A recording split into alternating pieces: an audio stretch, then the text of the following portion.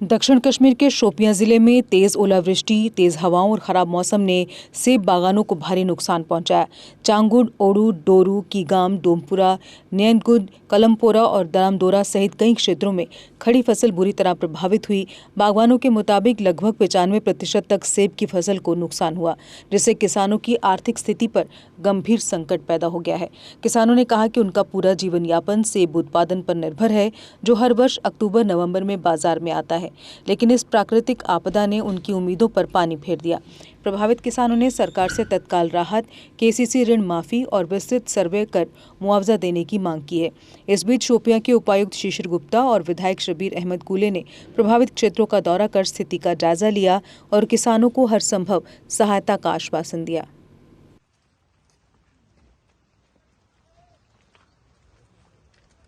MLA साहब और हम आज यहाँ पे ग्राउंड पे आए हैं। कल जो मतलब ये नेचुरल क्लाइमेटी है, जो आपने खुद भी कहा है और ये देखा भी है कि मतलब ऑल ऑफ सडन रेंडमली जो ये यहाँ पे हेल स्टॉर्म हुआ है कल, और मतलब इससे काफी नुकसान हुआ है लोगों को। टीम्स डिप्यूटेड है ऑलरेडी, डैमेज असेसमेंट चल रहा है, तो अंडर रूल जो भी डैमेज जितना भी होगा कवर हो पाएगा वो हम कर रहे हैं। इमीडिएट इफेक्ट के तौर पर हमारा एसडीआरएफ में जो भी नॉर्म्स है उसके तहत जितना डैमेज हमारा कवर होता है वो हम विद इन 2 डेज हम करवा देंगे।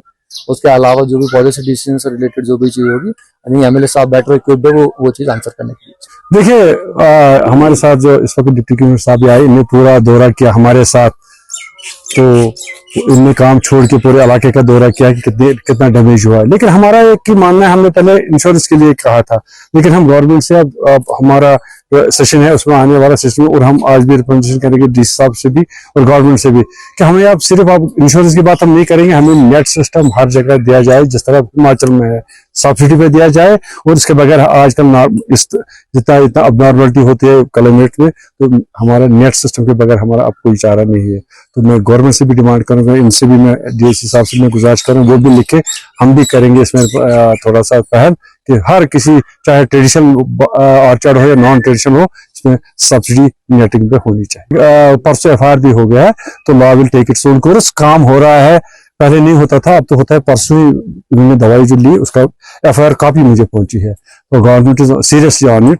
किसी जगह कोई गलत दवाई नहीं बेचेगा, ना कोई खाद बेचेगा, इसके लिए गवर्नमेंट विद आयरन हैंड है आई है। तो मेरे ख्याल में अब पिछले 1 साल से ये कोई ऐसी एक एकाधुका होती है, लेकिन उसको भी जो एनफोर्समेंट एजेंसी है वो पूरा काम करती है। अगर आपका सपना भी गवर्नमेंट जॉब पाने का है, लेकिन बड़ी बड़ी फीस बन रही है परेशानी, तो मायूस होने की ज़रूरत नहीं है। मेहनत और सही गाइडेंस से ही हर सपना पूरा किया जा सकता है। जम्मू कश्मीर और लद्दाख का भरोसेमंद और जाना माना कोचिंग इंस्टीट्यूट कैरियर अड्डा पिछले 10 सालों से हजारों बच्चों को एसएससी, जेकेएसएसबी, बैंकिंग, डिफेंस और दूसरी गवर्नमेंट जॉब्स की शानदार तैयारी करवा रहा है।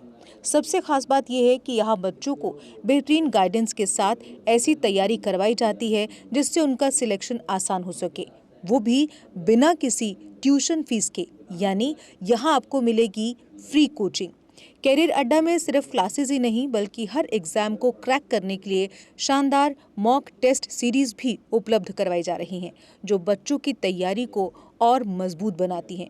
जो बच्चे सेल्फ स्टडी कर रहे हैं वो भी इस सुविधा का फायदा उठा सकते हैं। इसके अलावा बच्चों के लिए फ्री डाउट सेशंस भी रखे जाते हैं, जहां हर सवाल और हर परेशानी का आसान तरीके से हल बताया जाता है।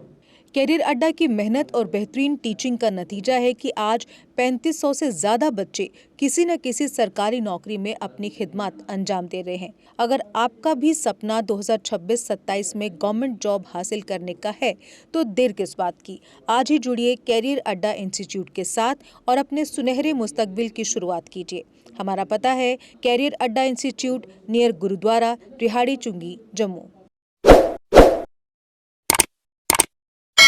जम्मू कश्मीर की खबरों के लिए जुड़े रहिए जेके अपडेट के साथ।